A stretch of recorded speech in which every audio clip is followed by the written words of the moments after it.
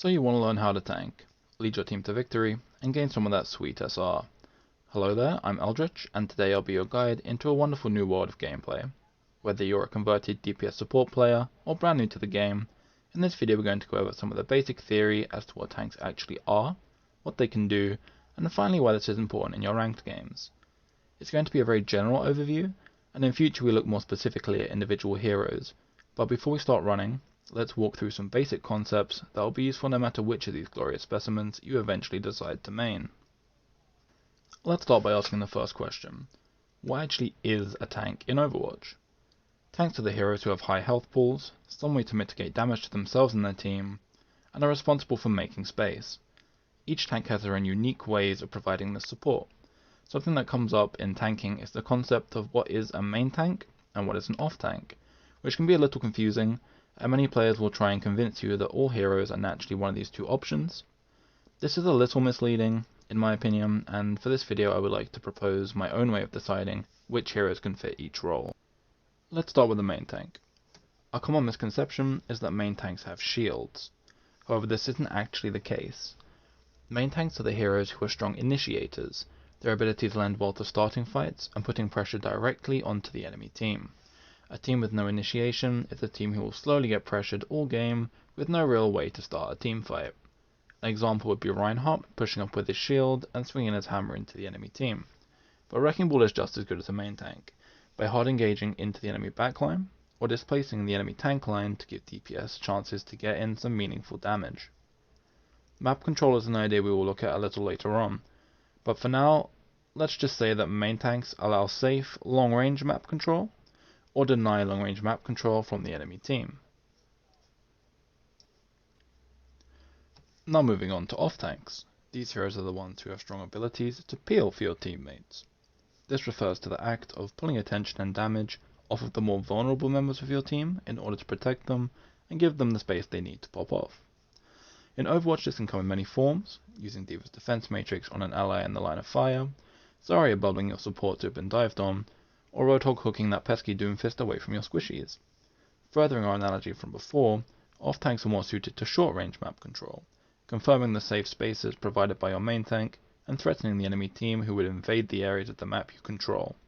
It's all well and good having a main tank provide a safe space, but someone has to enforce it to stop the enemy just wandering in as and when they see fit. This way of looking at tank roles leads to some interesting situations, where a tank hero may be able to fill either of these roles as required for their team. In general, as long as the team has one tank to fill the role of the main initiator, and one to be the main peeler, you will have a balanced tank line, and so these heroes will fill the role which is currently not covered by the other tank on your team. A hero who can do this very well is Orisa. Her ults are strong peel for your team, as they can pull enemies away from allies to stop them doing damage. However, they are also her main method of initiation, pulling enemies out of position for her DPS to get kills or to set up combos. So if playing her alongside a Reinhardt, a strong initiator, you can focus more on peeling for your backline. But if playing with a Roadhog, a strong peeler, she can focus on halting to initiate the team fight. Now in our descriptions of main and off tanks, we have mentioned space and map control. But what is space? Where is the space? Why do I even need this space? Let's look at some examples of both from one of my favourite maps, Numbani. Here, our hero Reinhardt has taken the high ground on first point, and is holding his shield up. Let's consider which areas of the map this affects. The green shaded region is space where his team will be relatively safe to stand, as all damage will be blocked by the shield. The red shaded region is the space which can be threatened by our hero's team shooting through. We can consider this space blue team's map control. This is how a main tank affects a map, by providing long range map control. But Overwatch is a game with two teams, so let's add a defending Rein. Notice this drastically changes the space provided for the blue team, because now both teams are contesting the map. Red Rein is controlling this space for his team. But some of that area is blue team's space, I'm sure you're thinking. And you're right. So let's use green to show areas which are contested by both teams. Being a tank main means you want to be aware of the space you control, the space you threaten, and the space controlled by the enemy team. Now let's say blue team knows what they're doing, and presses the enemy Rein off of the high ground with some aggressive swings in order to gain space. Why would they want to do that? Let's see what happens if red team have to hold down on the point. Suddenly the battlefield has very few spaces in which the red team can stand without threat from the blue team. By identifying their effect on the game, blue team's Rein has made this point much easier to take for his team. That's all great for main tanks, but what about off tanks? How do they make space? Let's say the map looks like this, and our valiant hero Reinhardt is once again trying to push into the high ground, while his ally Tracer flanks behind the red team's Orisa. Although for the time being, red team is protected by her shield, what's to stop the Tracer from just walking into the space behind the shield and killing Ana? Well, that would be our friendly neighborhood of Roadhog, of course.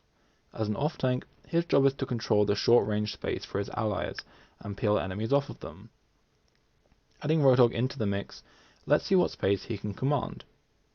Roadhog's hook is a very strong tool to threaten space and peel for his team. Enemies will have to respect that being in any area within range of this ability could lead to being punished.